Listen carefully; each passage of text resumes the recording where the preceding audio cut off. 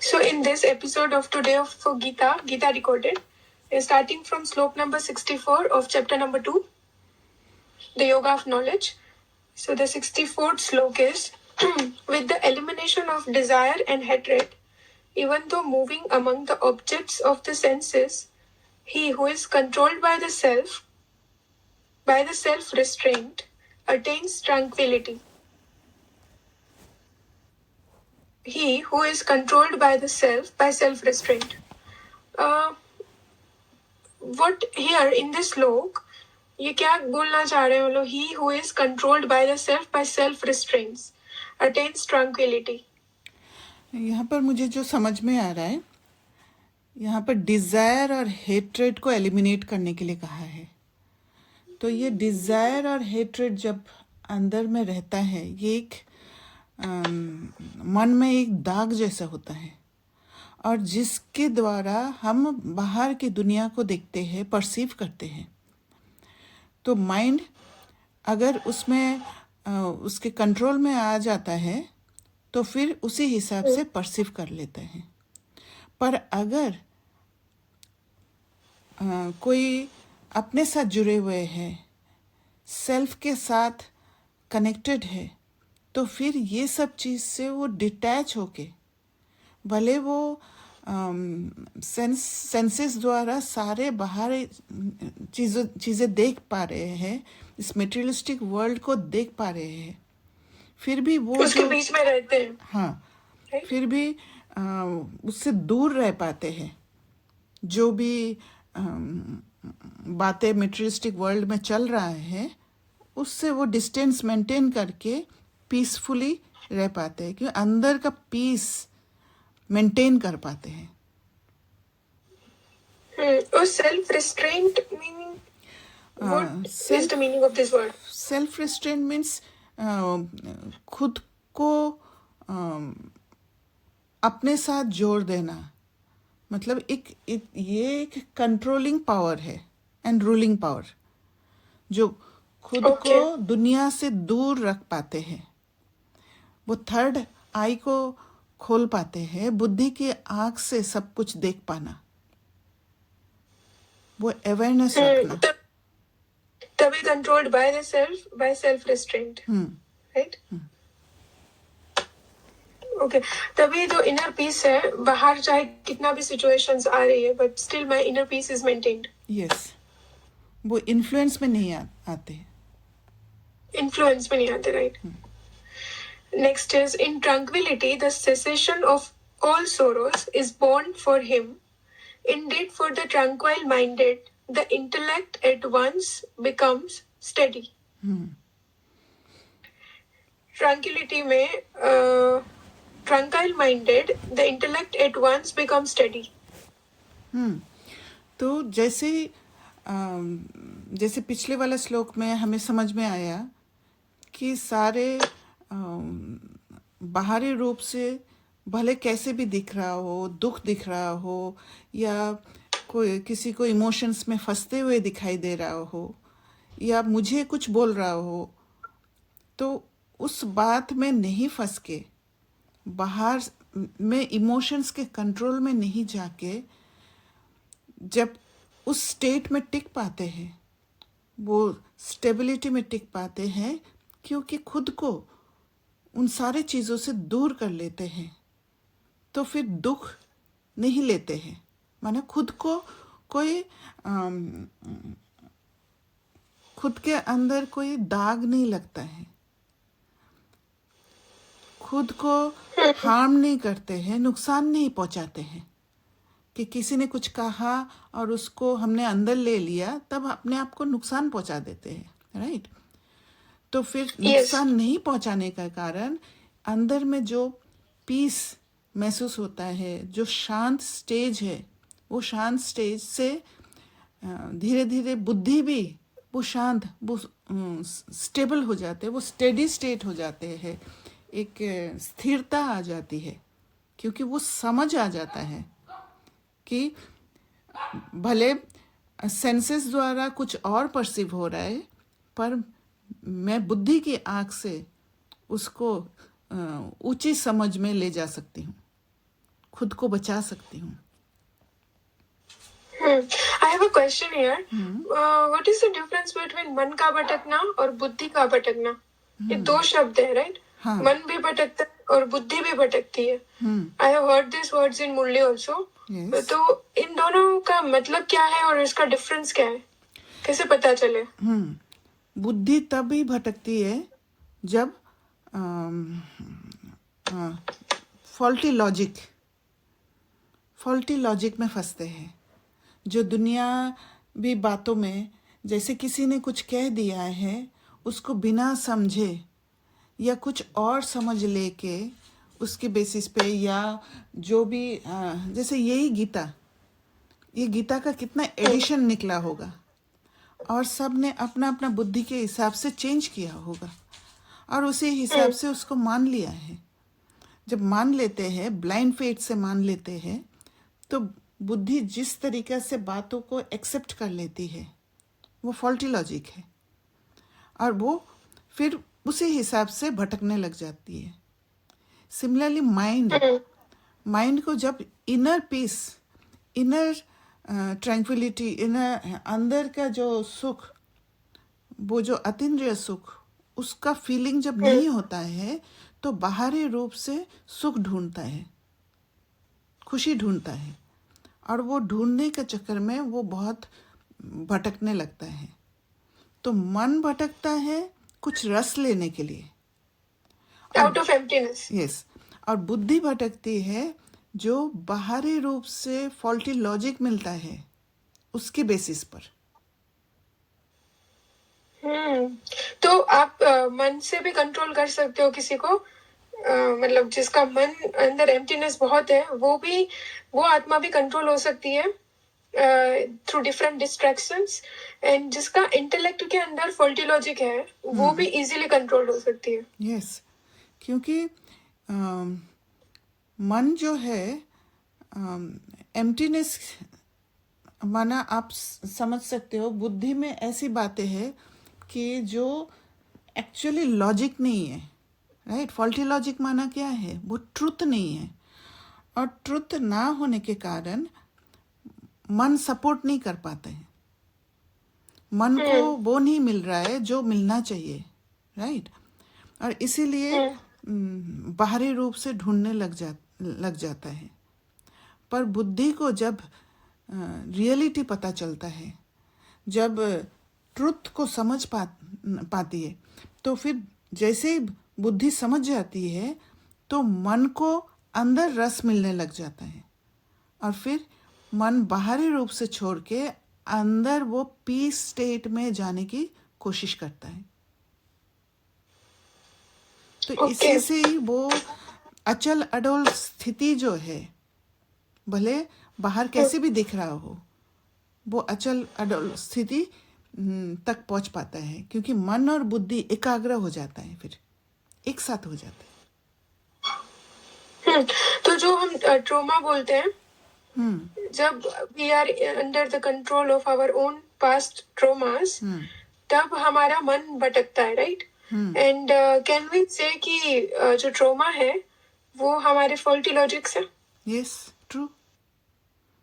वो कैसे परसीव किया होगा हमने पहले और ट्रॉमा ले लिया होगा. अभी ट्रॉमा मीन्स हम कोई इमोशन स्टोर करते हैं विथ अ स्ट्रॉन्ग बिलीफ. मतलब वो इमोशनल एनर्जी का वेट होता है उस एक बिलीफ या थॉट के अंदर जो आपकी डीप कॉन्शियस के अंदर स्टोर हो जाता है, राइट? जिसे हम ट्रॉमा बोलते हैं. हाँ, और वो अकॉर्डिंग टू एनवायरनमेंट होता है. जिस एनवायरनमेंट में हम रहते हैं, वातावरण में रहते हैं, जहाँ पर जो बिलीफ सिस्टम ऑलरेडी एग्जिस्ट करता है, उस बेसिस पर हम बातों को समझते हैं. Okay. There is also, but it's like general trauma also, and specific to the जहाँ पे हमारा जन्म हुआ है, जहाँ पे हमारी अपब्रिंगिंग हुई है, वहाँ का भी होता है. And like general is like if we belong to India, then we all have some same kind of traumas, right? Yes. Same And kind also of based समझ के कारण, same kind of समझ के कारण हम ट्रॉमा ले लेते हैं. एक same मिसअंडरस्टैंडिंग kind होता of much. है ना। इसी कारण से बाबा कहते हैं कि बुद्धि पत्थर बन गया, है ना, क्योंकि लो स्टेट वाला परसेप्शन वो हमारा बुद्धि को काम करने से बंद कर दिया है। Okay. और इसी कारण से मन को बाहर से रस लेने के लिए भागना पड़ा, क्योंकि बुद्धि ही स्टेबल नहीं है, बुद्धि में ही कंफ्यूजन होता है। राइट, एजम्पशंस में फंसता है, एजम्पशंस में फंसते ही फिर बहुत सारे बातों में चले जाते हैं और फिर से दुख ले लेते हैं, और ताकि वो जो ट्रॉमा है वो रीइटरेट हो जाता है। तब मन को जब अच्छा नहीं लगता है, मन को लिबरेशन फील करने के लिए बाहरी रूप से भटक भटक कर कुछ ना कुछ में फंस जाता है। राइट। एंड देन जब वो भटकता है और बाहर जाके फंस जाता है, तो वहां से वो और ट्रॉमा लेता है, अपने इंटेलेक्ट को और भटकाता है वो। यस। सो ये दो चीजें बहुत इंटरकनेक्टेड है, Yes. Mind and intellect. हाँ, और इसीलिए बाबा का जो ज्ञान है वो ज्ञान बुद्धि पर काम करता है। इसीलिए चर्निंग के लिए कहते हैं कि विचार सागर मंथन करो ज्ञान का। और ज्ञान का विचार सागर जब मंथन करते हैं तो ट्रुथ जब बुद्धि को समझ में आता है, फॉल्टी लॉजिक से जब ट्रू लॉजिक में जाता है, तो ट्रू लॉजिक में जाते ही तब मन को अंदर रस मिलने लगता है और मन का भटकना भी बंद होता है। इसी को पारस बुद्धि कहते हैं, जहाँ पे मन भी शांत रिलैक्स्ड है और इंटेलेक्ट भी स्टडी है। इसीलिए इंटेलेक्ट को देना पड़ता है। जैसे दीदी ने कहा कि इंटेलिजेंस, तो इंटेलेक्ट उस इंटेलिजेंट स्टेट में पहुंचती है जब ये ज्ञान को पढ़ते हैं, जब ये ज्ञान को समझते हैं, जब इस ज्ञान का मंथन करते हैं।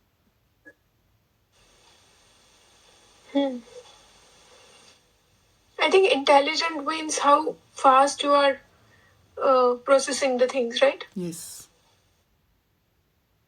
That decides ना how intelligent you are, how speedily and how accurate you are doing something. हाँ, और ये ज्ञान को पढ़ने से ही होगा। ज्ञान को पढ़ के जब उसको विचार सागर मंथन करेंगे, तब क्या है, बुद्धि उस कॉन्शियसनेस में आ जाती है। तो फिर पुराने जो फॉल्टी लॉजिक्स वो धीरे धीरे छोड़ने लग जाती है।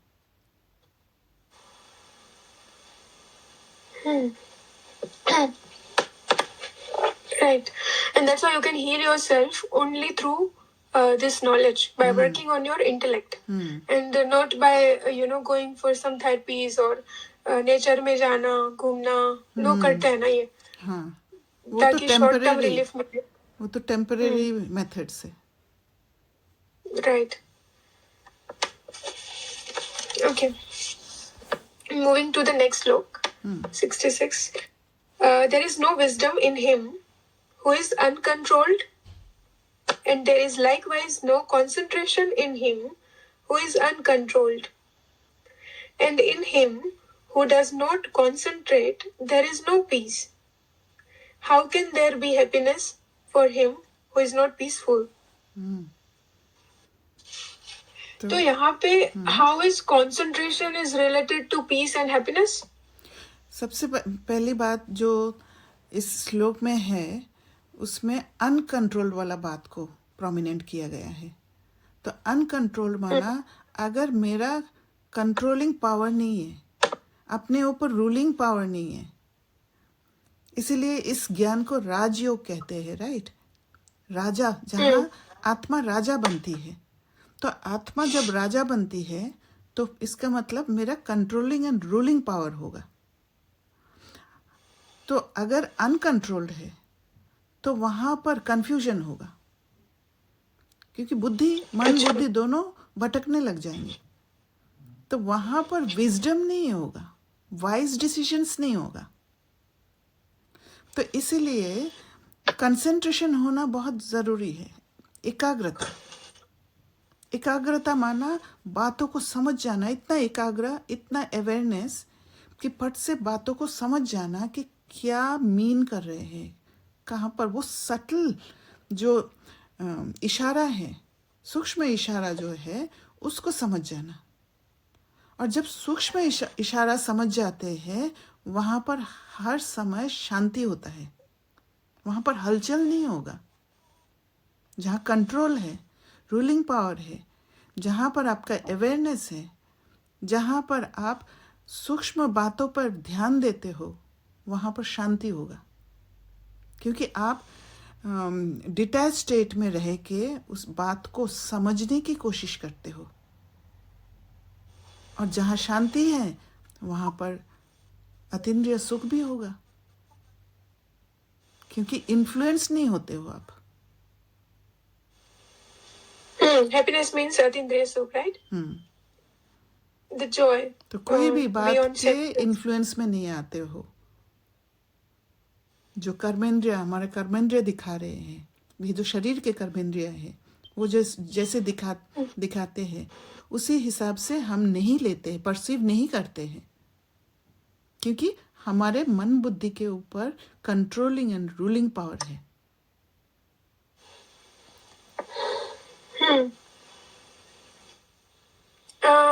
दीदी यहाँ पे एक कल एक मुरली पढ़ रही थी, उसमें से एक लाइन थी जो मैं just I am just scrolling through the Murli, I am just going to ask you here that line because I think it's related.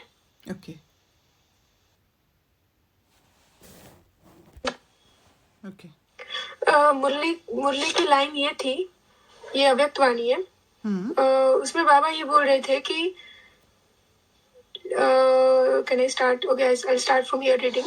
हार असंभव है और विजय निश्चित है। निश्चय बुद्धि के ऊपर थी मुरली। निश्चय बुद्धि की विजय इतनी निश्चित है कि उसकी हार असंभव है और विजय निश्चित है। और ये भी निश्चित है कि बातें भी अंत तक आनी है, लेकिन उसमें विजयी बनने के लिए एक ही समय पर चारों ही तरफ का निश्चय पक्का चाहिए। चारों मतलब जो बाबा बोलते हैं ना कि बाप में, स्वयं में, ड्रामा में और परिवार में। यस। तो फिर आगे बाबा बोलते हैं कि 3 में निश्चय है और 1 में नहीं है तो विजय निश्चित नहीं है, लेकिन मेहनत से विजय होगी। विजय तो होगी, लेकिन अगर निश्चय नहीं है तो मेहनत से विजय होगी। करेक्ट। और निश्चित विजय वालों को मेहनत नहीं करनी पड़ेगी। तो ये जो लाइन है और हमने अभी जो श्लोक पढ़ा है कंसंट्रेशन का, तो ये जो अनकंट्रोल्ड वाला वर्ड है, I think when we are not in the control of our own self, वहां पे विजय होती है तो बहुत मेहनत करनी पड़ती है और फिर वो हमें बहुत एक्सट्रीम में लेकर के जाता है, राइट? हाँ, वो समय देना पड़ता है ना उसमें, वो एक्सट्रीम में चले जाते हैं। अवेयरनेस नहीं है, हम कुछ गलत समझ के फॉल्टी लॉजिक लगा के हम उसमें फंस जाते हैं, और उसमें फंसने के बाद वो रिटर्न होना पड़ता है सही जगह पे। मतलब अपना ओरिजिनल स्टेट में बैक आने के लिए मेहनत करना पड़ता है, राइट? क्योंकि बहुत सारा ट्रॉमास भी ले लेते हैं हम बीच में, फिर वो ट्रॉमास को हील करते हुए हम वापस जगह पर आना पड़ता है हमें। राइट। तो जो सफलता होती है या हमारी विजय होती है, जो हमने सोचा था, जो मेहनत करके होती है, वहां पे हम एक मूवमेंट है, राइट? जहाँ पे आप लोअर स्टेट में हो और आपको कहीं पहुंचना है जिसे आप सफलता समझते हो, आपको वहां पे पहुंचना है, तो आप बहुत मेहनत करते हो and you are constantly thinking of achieving that success, you constantly working hard. और फिर जब वो सफलता मिल जाती है तो आप अनकंट्रोल्ड हो जाते हो। Correct. और वहां पे फिर कंसंट्रेशन नहीं रहता। ट्रू। और आप बिल्कुल एक एक्सट्रीम से दूसरी एक्सट्रीम में चले गए और विजय तो वहां पे हुई, बट वो विजय में खुशी नहीं है, स्टेबिलिटी नहीं है। यस। तो पीस भी नहीं है, राइट? वहां पे। करेक्ट। और जो बाबा हमें विजयी भाव, मतलब विजय जो बनाते हैं बाबा हमें, बाबा बोलते हैं कि वहां पे मेहनत नहीं करनी पड़ती। तो हम वहां पे अगर मैं अभी अभी मैं सफलता में नहीं हूँ तो भी I mean when I am moving through the process अभी भी मैं सेम स्टेट में हूँ और जब मुझे सफलता मिल जाएगी मैं सेम स्टेट में रहूंगी. Is it yes, so? True. क्योंकि आप कैलकुलेटेड स्टेप्स उठाओगे, बहुत सावधानी से उठाओगे, सोच समझकर. जैसे बाबा ने आज की मुरली में कहा है कि श्रीमत अनुसार हर कदम उठाते हो कि नहीं, चेक करना है. मन, वचन, कर्म तीनों ही श्रीमत अनुसार है कि नहीं, चेकिंग में रहना है.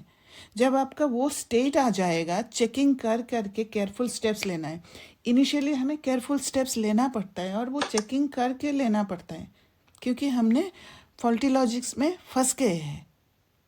तो उसमें वो हमारा ऑटो मोड हो गया है और स्लिप होने का चांस रहता है.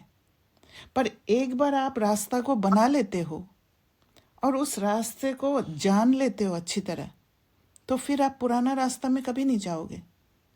इस रास्ता को ऑटो मोड में आ जाएगा, यही रास्ता ऑटो मोड में आ जाएगा, राइट? तब वहाँ केयरफुल स्टेप्स लेने की ज़रूरत नहीं है. जो हमारा अंत में वो स्टेट होगा एंड वही संस्कार लेके हम सतयुग में आएंगे. वहाँ पर ज्ञान नहीं होगा, पर ऑटो मोड वाला स्टेट में होंगे. तो अभी हमें जो पुरुषार्थ में भी विजय प्राप्त होती है, suppose sometimes we win over the situation, sometimes we do not. तो हम लोग क्या करते हैं, मतलब मैं क्या करती हूँ पर्सनली, कंक्लूड कर लेती हूँ अपने आप को वहाँ पे. And when we conclude there, then also our mind becomes uncontrolled. Yes, true. क्योंकि ये Right? शायद आप लोगों को मैंने बहुत बार बोला कि स्पिरिचुअलिटी नेवर एंडिंग है. पुरुषार्थ करते जाओ, कुछ ना कुछ उसमें से It निकलेगा. is so subtle sometimes. You even don't know yes. that you have concluded yourself. Then after sometimes you realize when you hit a rock by walking through that conclusion, you realize, oh, this was arrogance, or this was something Deyabhiman which I got from, the identity which you got from that safalta. And it is so subtle that, you can't even see it. Actually क्या है, इसी में ही हमें checking का practice होना चाहिए. जैसे मैंने आप लोगों से पहले भी शेयर किया था कि मैं हर सीन के बाद पीछे रिवाइंड करके वापस चेक करती हूँ कि कहीं गलती तो नहीं किया. तो जब चेकिंग स्टेट में आप रहते हो, हर पल आप अंदर रहते हो. इसलिए अंदर रहने का अभ्यास, जो एकांत वाला स्टेट है, वो हमें करना बहुत ज़रूरी है. जब एकांत वाला स्टेट आ जाएगा, वो अभ्यास हो जाएगा, तो फिर आप बाहर जाओगे नहीं, क्योंकि बाहर जाके ही हम गड़बड़ कर लेते हैं. कंक्लूजन कहाँ करते हो? कंक्लूड तभी करते हो जब बाहर चले जाते हो, राइट? अच्छा, ये मैंने नहीं सोचा. कंक्लूड तभी करते हैं जब हम बाहर चले जाते हैं.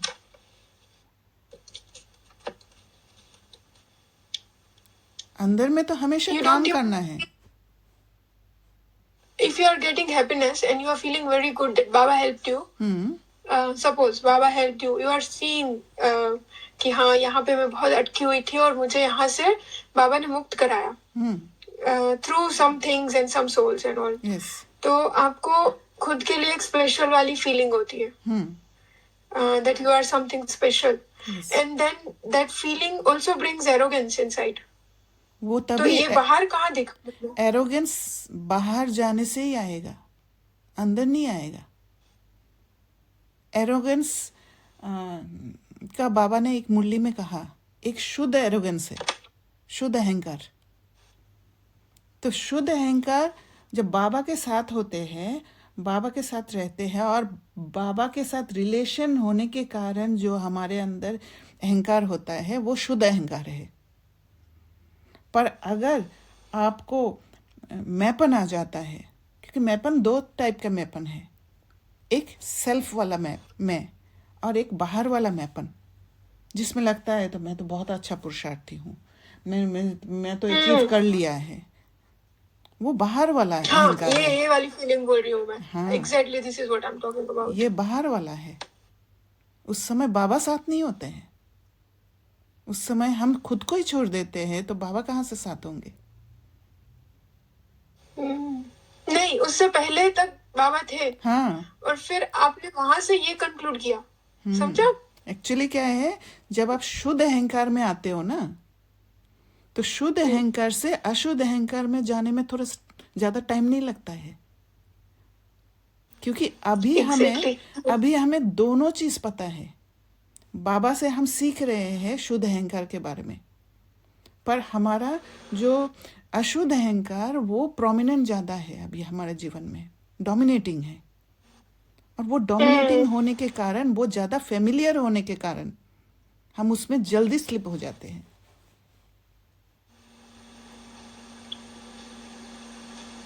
आई थिंक यही लाइन जो कल बाबा ने अव्यक्त शारी में बोला था, कि खुद को बहुत अच्छा समझते हैं, हम बहुत अच्छे पुरुषार्थी हैं, Yes. और चेक भी नहीं करते, ऐसा कुछ था। I don't remember exactly, but something like that was there, right? Yes.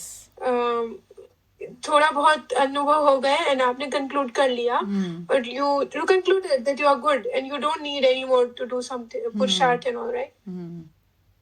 Yes. तो खुद And को there is no remind, wisdom. हाँ, खुद को There. रिमाइंड करने के लिए, इसलिए मैं भी करती हूँ ये, मैं बाबा को बोलते रहती हूँ, बाबा आप मुझे गाइड करते रहना, क्योंकि तब आपको अंदर से ये फील होगा कि मैं अभी तैयार नहीं हूँ, मुझे और सीखना है। और जब वो स्टेट में आप रहते हो, तो फिर आप बाबा से भी, बाबा के भी क्लोज रहते हो, और फिर खुद भी वो स्टेट में रहते हो कि मुझे और सीखना है। Right. Okay. Can we move to the next one? Yeah, sure.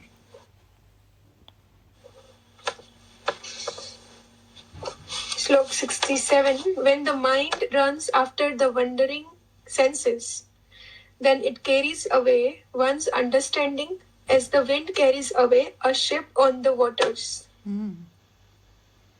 तो When the mind runs after the wandering senses.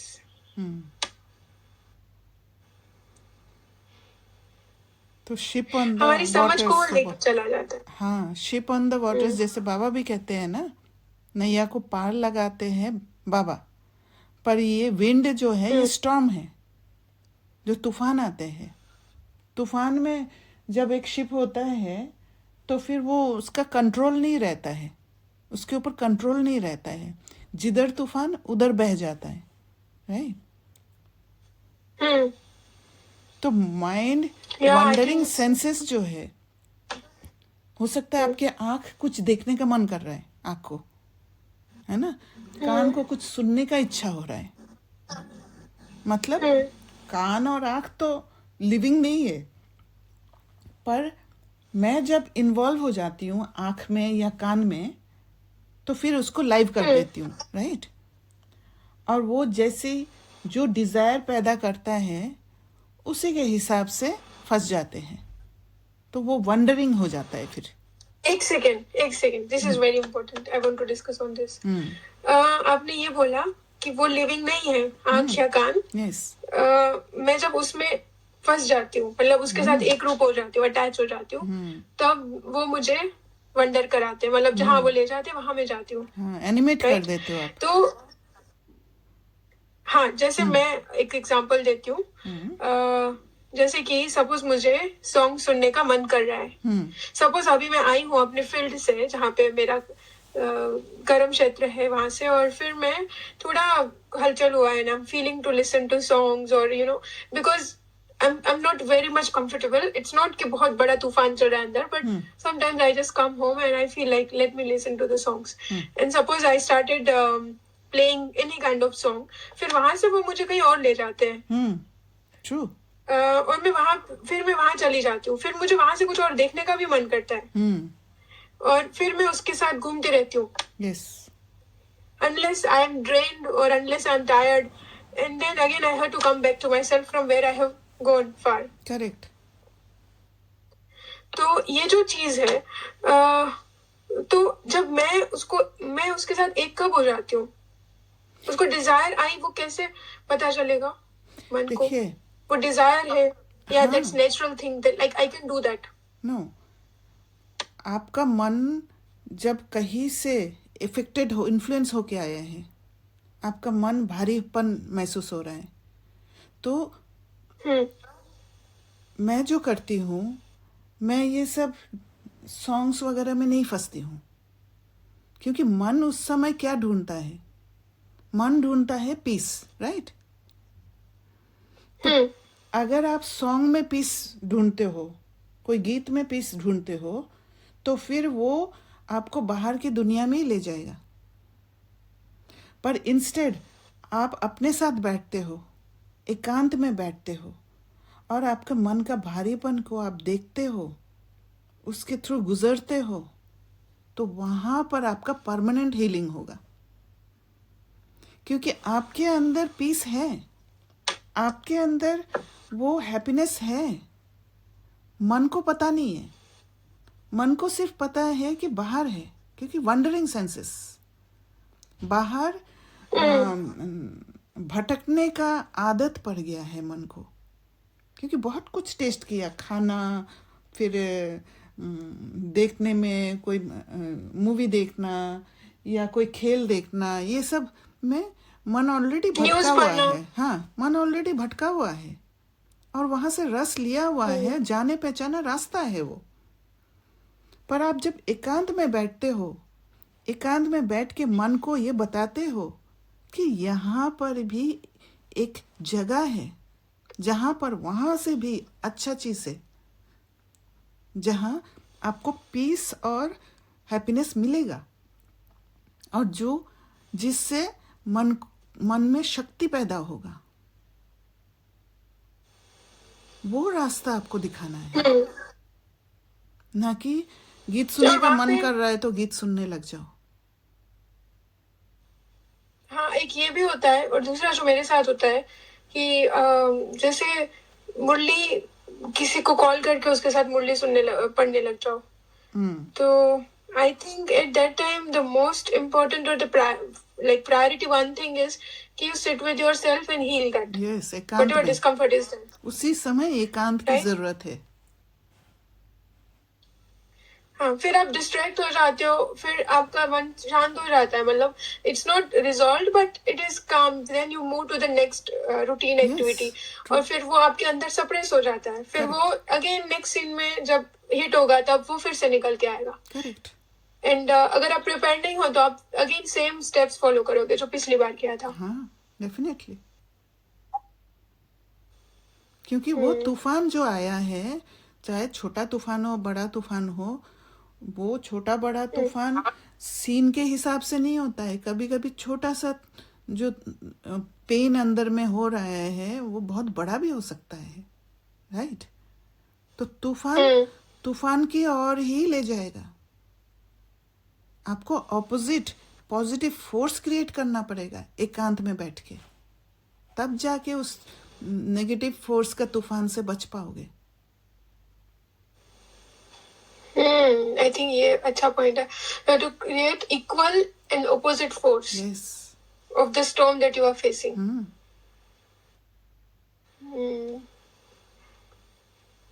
Okay, now it's clear. Therefore, O Arjuna, the wisdom of him whose senses are withdrawn from the objects of the senses, that wisdom stands firm.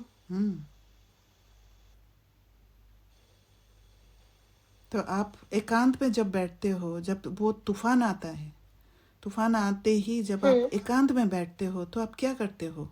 ये जो कर्मेंद्रिय दिखा रहे हैं, जैसे आपके आँख एक Dzire पैदा करेगा कि मुझे ये देखना है, उससे रस लेना है, क्योंकि ये पास्ट मेमोरीज है रस लेने का, और वो मन को इंटरेस्ट दिखाएगा कि वहां से रस मिलता है और मेरा मन शांत हो जाता है। तो वो एडिक्शन है, राइट? तो वहां खींच होगा। तो आप उस खींच में नहीं फंस के, इन्फ्लुएंस नहीं होके, जब आप अपने आप को विड्रॉ कर लेते हो उन कर्मेंद्रियों का इन्फ्लुएंस से, ऑब्जेक्ट्स ऑफ द सेंसेस, उससे जब आप विड्रॉ कर लेते हो और डिटैच हो जाते हो, अंदर जाते हो, तब आपको वो पीस महसूस होता है। क्योंकि आपकी समझ, जहाँ पर मन ने कुछ और परसीव कर लिया था दुनिया के हिसाब से, आप जब अंदर जाते हो तो फिर आप वो एलिवेटेड समझ, वो ऊंची समझ में टिक जाते हो, जहाँ पर कंफ्यूजन नहीं है, एक ही समझ मिलेगा आपको, सॉल्यूशन। वो That is होगा wisdom, ना? Wise decision. हाँ, विजडम। और वो फर्म रहेगा, वो हिलेगा नहीं। तो वहाँ पे लिबरेशन भी फील होगा। You will be like light and liberated. Clarity आएगा। क्लैरिटी आएगा। जहाँ पे क्लैरिटी होता है वहां पे आपका एक्शन बहुत एक्यूरेट होगा। आपको स्टैंड लेना है, नहीं लेना है, कितना लेना है, ये सब चीजों का समझ आ जाएगा। हाँ, ट्रू। और एक स्टेप आपका स्पिरिचुअलिटी के ओर, एक स्टेप आपका Right. श्रीमत की ओर हो जाएगा।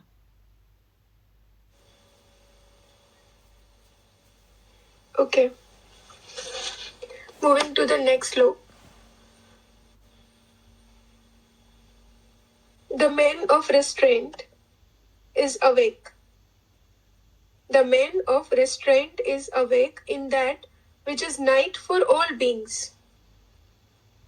The time in which all beings are awake is night for the sage who sees. The man of restraint is awake in that which is night for all beings, and the time in which all beings are awake is night for the sage who sees. What is the meaning of this? I'm not getting. हाँ, देखिए, जो awareness में रहते हैं, हम जो practice कर रहे हैं, हम सूक्ष्म अवेयरनेस में रहते हैं, राइट?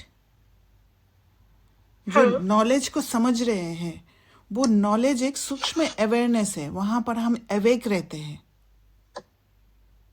जहां जो नॉलेज को जानते नहीं है, वो उस समय उनके लिए रात है, क्योंकि वो सोए हुए हैं, वो बाहर की दुनिया में फंसे हुए हैं, राइट? Yeah. और वो लोग जहां पर जगे हुए हैं, माना हम जब उनके बीच में जाते हैं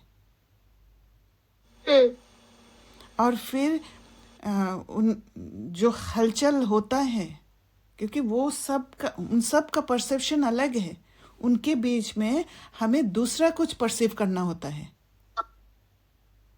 राइट। तो वो जिस स्टेट में होता है वो हमारे लिए नाइट होता है। अंधकार में हमें वो रोशनी को ढूंढना होता है, राइट? तो is night for the sage who seize. चारों तरफ अंधकार, पर हम वो सूक्ष्म चीज को परसीव करते हैं, तो वही देखना होता है। रात में भी हम देख पाते हैं। मतलब वो परसेप्शंस जो हम ऐसे बोल सकते हैं कि कलयुग के परसेप्शंस, जहाँ पे सब लोग जगे हुए हैं, वहां पे हम सोए हो, मतलब जो सेज है वो सोया हुआ है। तो उस मतलब वो परसेप्शंस उसके लिए अब उसके बुद्धि के अंदर है ही नहीं। यस। तो वो देख नहीं पाएगा उस चीजों को, ऐसा? यस, वो नहीं देखेगा, पर वो उचित समझ से देखेगा, दिखेगा। अच्छा, वो उन लोगों की समझ से नहीं देखेगा, राइट? मतलब हाँ, अच्छा, मैं ये समझ रही थी। वो उस सीन को देख पा रहा है, सारी सिचुएशंस को समझ पा रहा है, बट उसका परसेप्शन वो नहीं है, वो परसेप्शन उसके लिए है ही नहीं, डेड है, मतलब, राइट? जो बाकी सबका है, and he is seeing something more then that. Correct. उन परसेप्शन में इन्फ्लुएंस नहीं होते हैं, इन्फ्लुएंस नहीं होते। ओके, वो योगी है।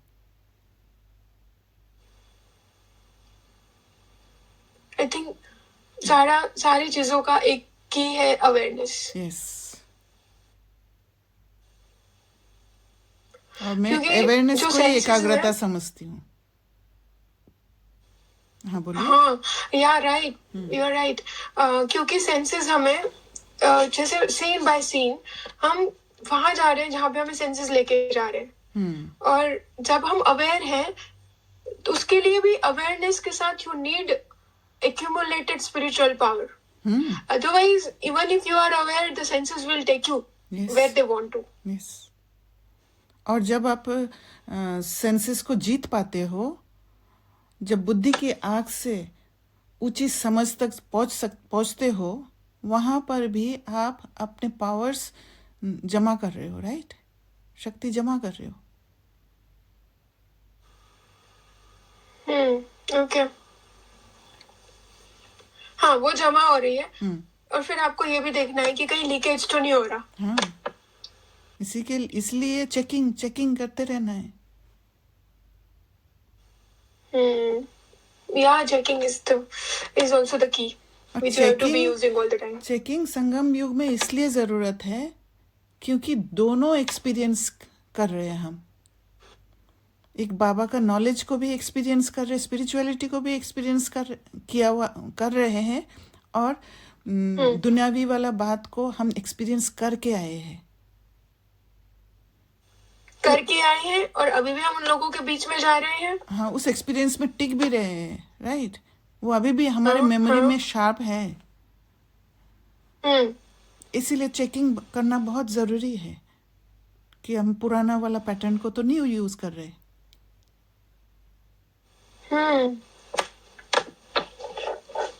राइट, एंड दैट्स व्हाई जो चेक नहीं करते वो इस ज्ञान में अच्छे से चल भी नहीं पाते। ट्रू। उनको लगता है कि वो ज्ञान में चल रहे हैं, बट वो लोग एक्चुअली दे आर इन कलयुग ओनली, शूद्र स्टेट। Yes, right.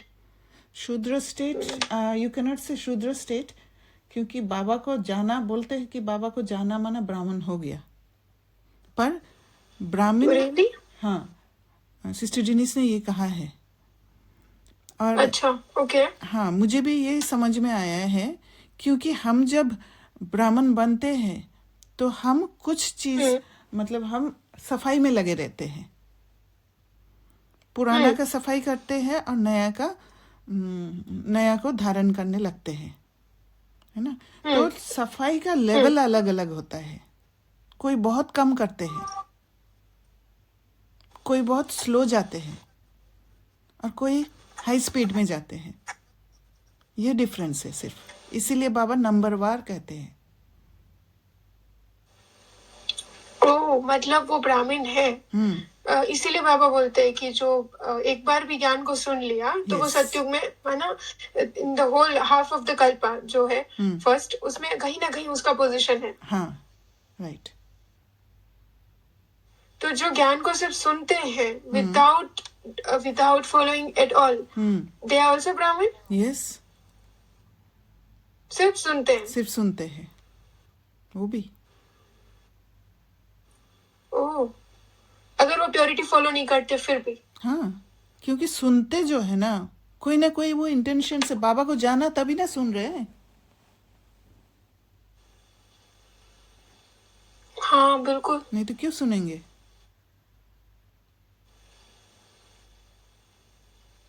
ठीक है, समझ गई।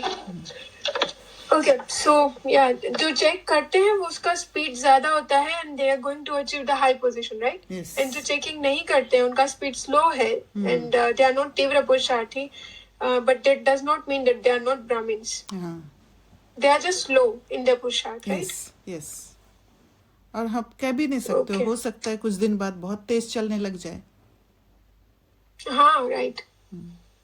इसलिए ब्राह्मणों का माला नहीं बनता है।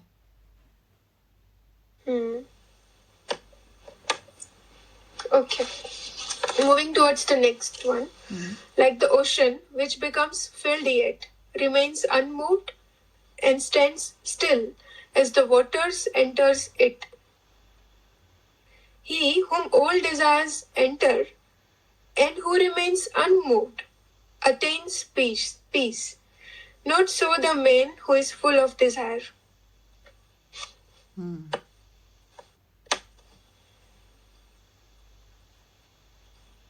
मतलब डिजायर आती है, बट अगर वो अनमूव्ड रहता है तो फिर उसको शांति प्राप्त होती है। डिजायर के एक होता है डिजायर के इन्फ्लुएंस में आ जाना, एक होता है कि अम, जैसे ऐसे नहीं, बाबा ये नहीं कहते हैं कि सन्यासी बन जाओ, लाइक मुझे एक कपड़ा चाहिए, कोई ड्रेस खरीदना है, तो ये नहीं है कि ये डिजायर है, नहीं नहीं नहीं नहीं खरीदना है, आप खरीदो उसको, आप यूज करो, पर अनमूव्ड, स्टेबल होके, उसके प्रति एक मोह ना आ जाए, वहां उस ड्रेस के साथ एक इमोशंस जुड़ा हुआ ना हो, उसको अनमूव्ड कहेंगे। उस ड्रेस से इन्फ्लुएंस नहीं हुए, वो ड्रेस है तो आप बहुत अच्छे हो। जो आइडेंटिटी हम कंक्लूड करते हैं अपनी चीजों से, as long as we are not doing that, हम कंक्लूड नहीं कर रहे हैं खुद को कि मैं ये हूँ क्योंकि मेरे पास ये है, चाहे वो जॉब हो, चाहे वो कपड़े हो, चाहे वो कोई गैजेट हो, कुछ भी हो सकता है। yes.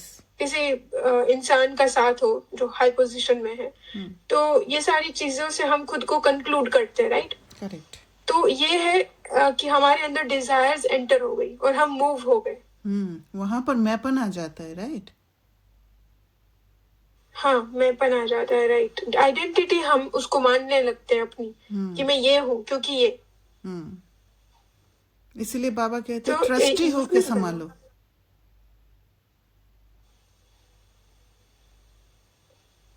तो दादी जानकी ने बहुत सारी चीजों को मना कर दिया था, राइट? जो उनको मिलती थी एज अ गिफ्ट। मैंने सुना था उनको कहीं किसी सेंटर्स ने बहुत अच्छा कार दिया था, उन्होंने उसको एक्सेप्ट नहीं किया। तो ये अगर वो एक्सेप्ट कर लेती तो भी तो उनको कुछ फर्क नहीं पड़ता, राइट? क्योंकि शी वाज वेरी पावरफुल योगी। तो उन्होंने वो एक्सेप्ट क्यों नहीं किया? मुझे लगता है उनको लगा कि मुझे जरूरत ही नहीं है। ऐसे ही उनको आने जाने का कुछ ना कुछ मिलता होगा, उनको कोई प्रॉब्लम नहीं था, वो चलना भी पसंद करती थी। क्या इससे नीड के बोझा हिसाब चढ़ता है अगर वो एक्सेप्ट कर लेती तो? नहीं, नीड के हिसाब से। सपोज मेरा एक पैर है नहीं और मैं चल नहीं पाती हूँ, और मुझे कोई गाड़ी देते हैं, तो वहां पर मुझे जरूरत है, राइट? एक जगह से दूसरी जगह जाने का, या कुछ गाड़ी और ड्राइवर दे दिया, तो वहां पर मैं यूज करूंगी ना सेवा के लिए।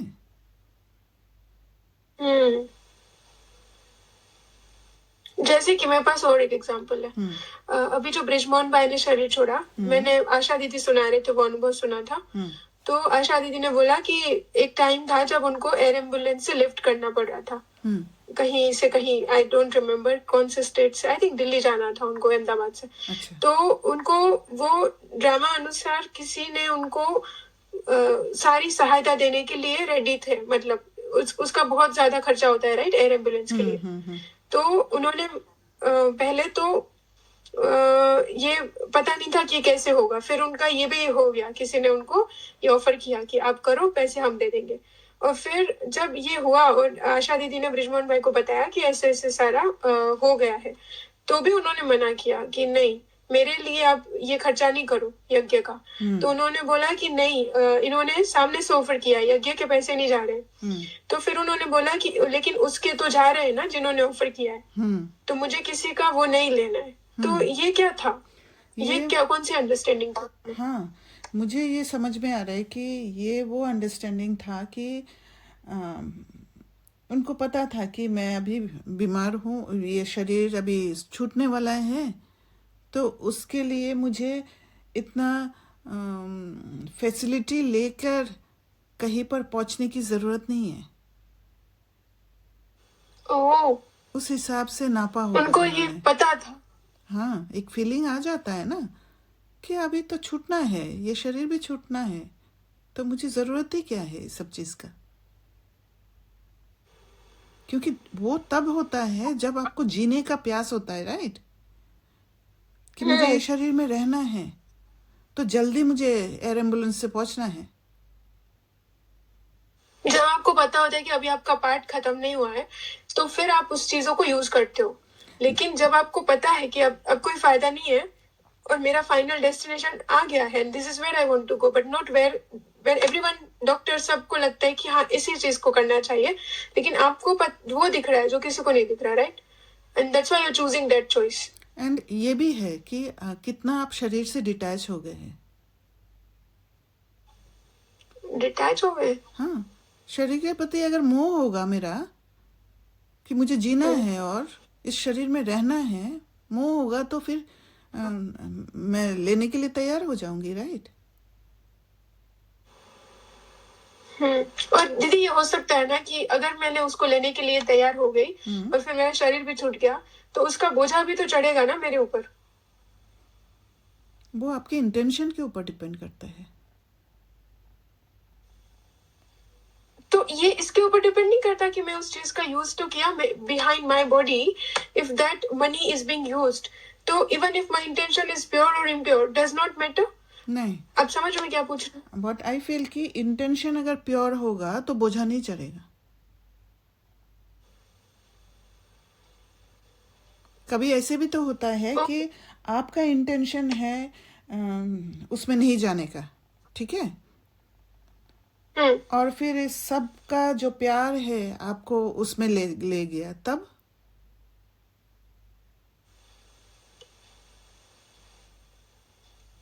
वो बोझा नहीं चढ़ता। नहीं चढ़ता है ना। अभी मैं समझी ये बात को, राइट? सबका प्यार लेके गया बट आपका इंटेंशन नहीं था, तो you are free from that because of the blessings that you have earned. Yes, उसका वहां पे यूज हुआ ना, करेक्ट। तो आप तो फ्री हो गए वहां से, राइट। ओह या जैसे एंड गिफ्ट्स दैट वाज देते हैं, आल्सो। गिफ्ट्स, मैं प्यार से आपको गिफ्ट दे रही हूँ, है ना, आपको जरूरत नहीं है। जैसे दादी क्या करती है, मुझे जितना पता है, अभी मुझे पता नहीं है कि आपने जो बोला था कि गिफ्ट किया नहीं लिया, दादी क्या करती थी, लेती थी, लेके किसी और को दे देती थी जो जरूरत नहीं है। यही बात मैंने सिस्टर डिनीज से भी पूछा था कि कोई गिफ्ट दे तो क्या करना है, बोला लेके किसी और को दे दो, जहाँ पे उसका यूज हो, राइट? हाँ, ना नहीं करना है, नहीं चाहिए, ये है, ये नहीं करना है। अभी ब्रिजमोहन भाई साहब के बारे में जो, हाँ, ब्रिजमोहन भाई साहब के बारे में जो है, वो तो एक एयर एम्बुलेंस है, वो तो लेकर किसी को दे नहीं सकते, राइट? इसलिए हो सकता है मना किया होंगे, क्योंकि और बॉडी से भी उन्होंने डिटैच हो गए होंगे उस समय, स्व इच्छा से शरीर छोड़ने के लिए तैयार हो गए होंगे, तब ये सब चीज की जरूरत ही नहीं है। जैसे नॉर्मल इंसान को भी होता है, राइट, मनुष्य को, जैसे वो लोग जब एज हो जाता है, बहुत बूढ़े हो जाते हैं, बॉडी एज ज्यादा हो जाता है, तो उस समय आप जाके जींस दोगे तो पहनेंगे? नहीं पहनेंगे ना। इवन माय दादा knew that he is going to die and he said that आप मुझे घर ले जाओ, अभी इंजेक्शंस ये खर्चा नहीं करो, इसका कोई फायदा नहीं है। देखिए, एंड ही टोल्ड अस कि ये खर्चा नहीं करो, अभी पैसे बचाओ अपने, मेरा टाइम आ गया है। ही इवन ही सेड दैट। वो स्टेट आ जाता है जबकि उनको ज्ञान भी नहीं था, राइट? ज्ञान भी नहीं था, लेकिन he saw someone like his mother and father, he saw सूक्ष्म शरीर में। उन्होंने क्लियर नहीं बताया था, लेकिन he pointed that someone is there and he got the idea that now it's the time to go. तो he withdrawed himself from all the people around and you know detached हो गए बहुत। वही। Okay, क्योंकि हमारा state ही वो बाहरी चीजों को रिजेक्ट करने लग जाता है। जो हम through out the life practice करते हैं, तो डेफिनेटली जो ज्ञानी योगी है उनको तो सारी चीजें क्लियरली पता होगी।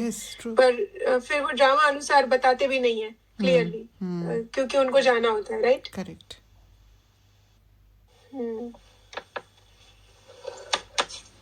मुझे ना एक बहुत बड़ा फ्रीडम मिल गया कि मुझे ये चीजें कोई देता है तो मुझे अंदर से एक फियर होता था कि शुड आई एक्सेप्ट और नॉट, लाइक कोई बोझा तो नहीं चढ़ रहा, मुझे ये लेना चाहिए कि नहीं लेना चाहिए। और फिर उस डर के अंदर फिर मैं पना भी जाता है। तो अब मुझे समझ में आया कि ये बोझा नहीं है, ये इंटेंशन के ऊपर डिपेंड कर रहा है Yes. कि मेरा अंदर का फीलिंग क्या है, करेक्ट। और या फिर मैं किसी और को दे रही हूँ उस चीज को, ये भी तो हम कर सकते हैं। तो या दिस इज अ गुड और वन। जो आप लेते हो वो बाबा से लेते हो, right?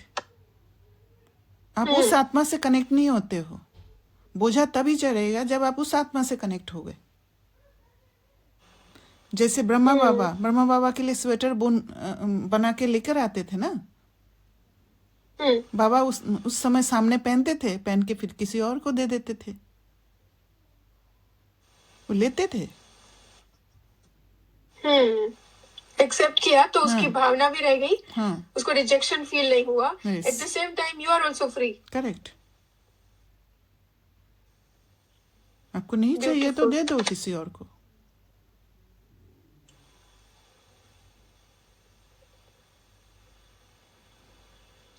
Okay, moving to the next one. The man who abandons all desires acts free from longing, indifferent to possessions, free from egotism, he attains peace. The man who abandons all desires act free from longing. Longing means craving, right? हाँ उसको कुछ प्राप्त करने की जो इच्छा होती है हाँ, वो, मुझे चाहिए, एंड मुझे ये चाहिए। हाँ।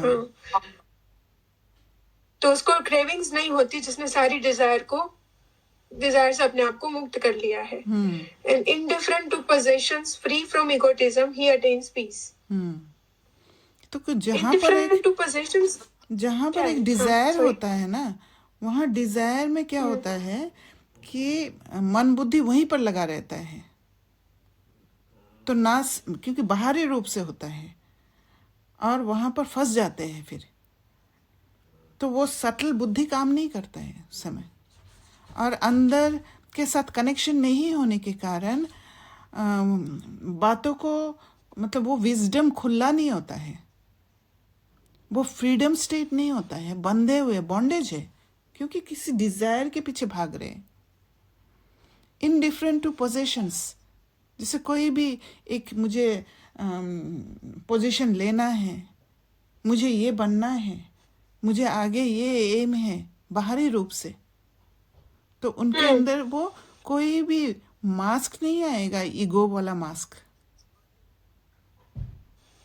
क्योंकि जैसे ही हम कुछ अचीव करने की कोशिश करते हैं, वहां पर बहुत कंपैरिजन आता है, दूसरे के साथ कंपैरिजन आएगा, और दूसरे के साथ जब कंपैरिजन आएगा तो बहुत ईगो मास बीच में आ जाते हैं, ट्रिगर होके ट्रॉमास,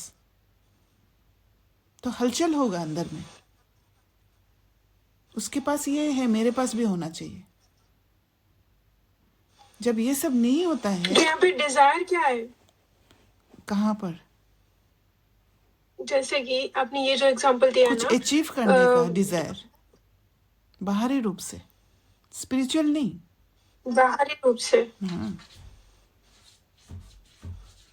एक तो क्या है कि आप कर रहे हो, ठीक है, आप अपना सेवा दे रहे हो, आप अपना डिग्री के हिसाब से आपको कोई जॉब मिला है, वो डिफरेंट थिंग है।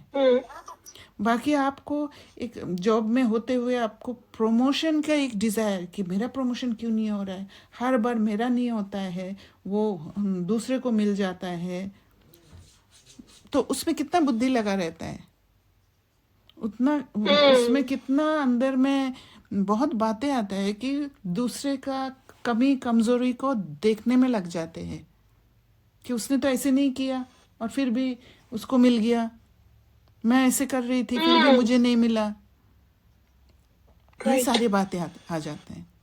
तो फिर अंदर का जो शांति है वो शांति खत्म हो जाता है। ओके, यहाँ पे मैं एक और पॉइंट देती हूँ आपको।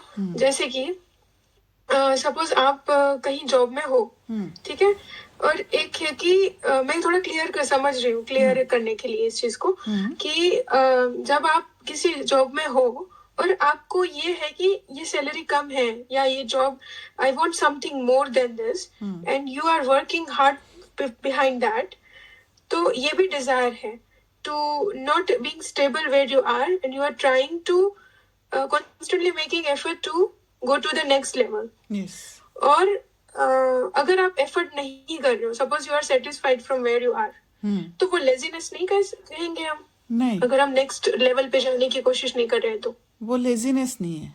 आप क्या समझते हो? लेजीनेस का तो अलग ही रूप है।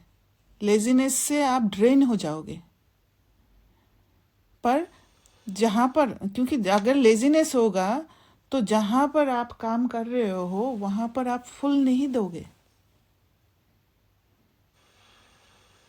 ओके, है ना? तो अगर Okay. आप वहां पर आप बहुत अच्छी तरह काम कर रहे हो तो फिर वो लेजीनेस कैसे हो सकता है? क्योंकि हमें ज्ञान है, इसलिए हमें पता है कि ड्रामा में होगा तो वो अनफोल्ड होगा। यही बात तो जब बाबा आप कहते जहाँ हैं पे कि हो, मेहनत करने लग जाते हो। अच्छा, तो फिर आप जहाँ पे हो और आप वहाँ पे अपना फुल दे रहे हो, you are giving your best to that whatever role you have been assigned to, and then so you are saying that when you are doing your best, you will automatically get to the higher level, yes, and you don't have to do extra or some other efforts than what you are doing. जरूरत ही नहीं है। Just wait करना है आपको, drama unfold हो जाए।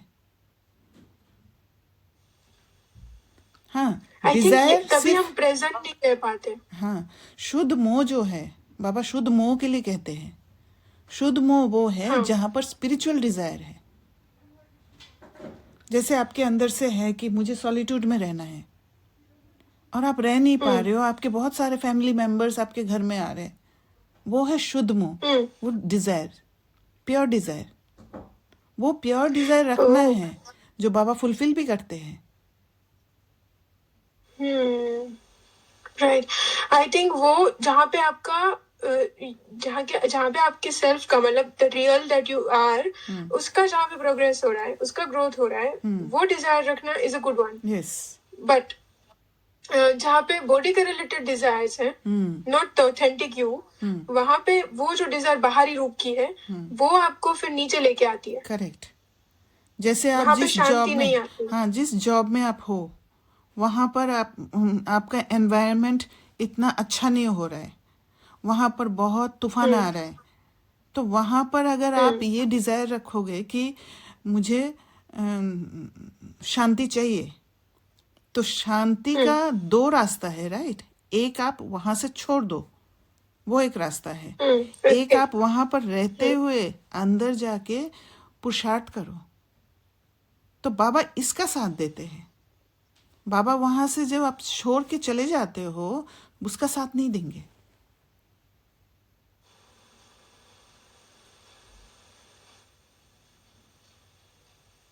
जैसे एक इंटेंशन होता है कि आपको सॉलिट्यूड चाहिए, आप सॉलिट्यूड के लिए एक जगह को छोड़ के गए, तो वहां इंटेंशन प्योर होता है, राइट?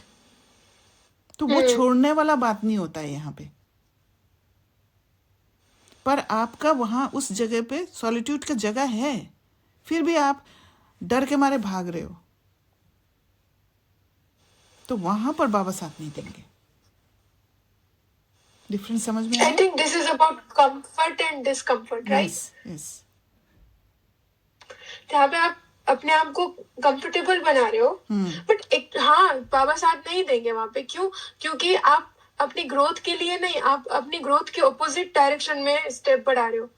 तो वहां पे पावरफुल एनर्जी, ट्रुथ, वो थोड़ी ना आपका साथ देगी, नहीं दे सकती वो, क्योंकि आप ऑपोजिट डायरेक्शन में जा रहे हो। वहां पे देह अभिमान आएगा, वहां पे नेगेटिविटी है, करेक्ट, राइट? लेजीनेस है वहां पे, वो नेगेटिविटी लेकर जाएंगे ना वहां से, हर एक आत्मा के प्रति एक रॉन्ग परसेप्शन लेकर जाएंगे।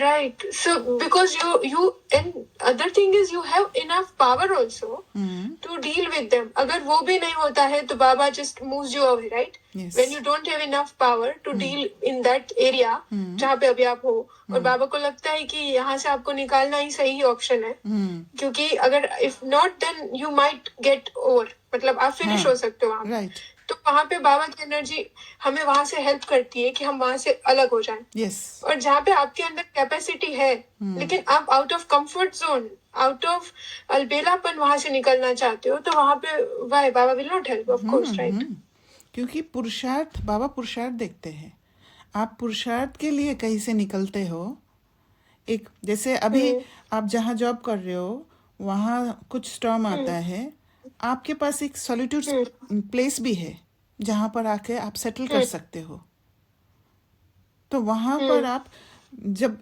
दोनों चीज बैलेंस है तो फिर वहाँ पर आपको कंटिन्यू करना चाहिए पर अगर आप फिर भी आपको लगता है नहीं यहाँ अच्छा नहीं लग रहा है फिर दूसरी जगह फिर वहाँ पर भी वो सेम पेपर आएगा फिर तीसरी जगह जाएंगे वहाँ पर भी सेम पेपर आएगा जब तक ना आप सीखते हो बात को स्पिरिचुअल प्रोग्रेस में ले जाएंगे scenes out it's a big ouch but fine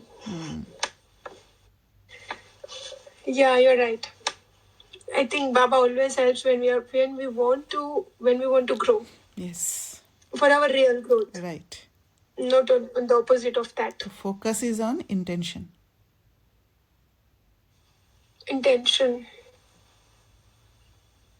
yeah okay moving to the next one आज this 1 is hour the हो गया this is the last आज स्टॉप करें this is the last one okay fine 72 is the last one okay. then we will move to the next chapter sure yeah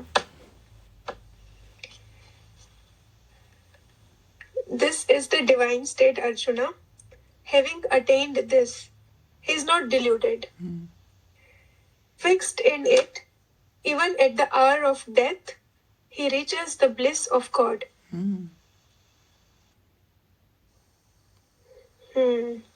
I think when we are free from all kind of desires and we are able to see the subtlety behind the scenes, तब जाके हम इस divine state में स्थित होते हैं, right? Illusion, delusion में नहीं फंसते हैं. Right. और जब हम जितना इसमें फिक्स रहने का जो अभी हम प्रैक्टिस कर रहे हैं, फिर हमारा जो लास्ट टाइम होगा, हम इसमें बिल्कुल फिक्स हो जाएंगे. वहाँ पे हम हिलेंगे नहीं. थोड़े समय के लिए, right? अंतमति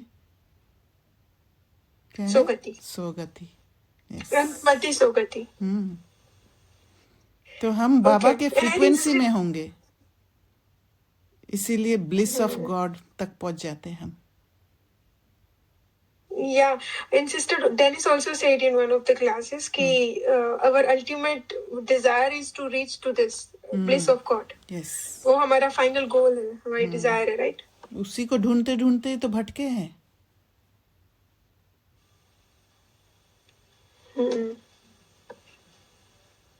जो भी हमें मटेरियल में चाहिए, अल्टीमेटली हमें वो नहीं चाहिए. हम वहाँ पे भटक रहे हैं, पर हमें जो चाहिए वो ब्लिस ऑफ गॉड ही है. वही आत्मा की प्यास को बुझा सकता है, जितनी भी प्यास है उसके अंदर, right? Right. Okay, so here we are at the end. Sorry, you want to say something? Quench the thirst of soul. तो हम उस फुलफिल स्टेट में पहुंच जाएंगे, ब्लिस ऑफ गॉड में. Okay. So can we end here? Yes, sure. So this is the end of chapter number 2, the Yoga of Knowledge. Thank you. Thank you. Om Shanti.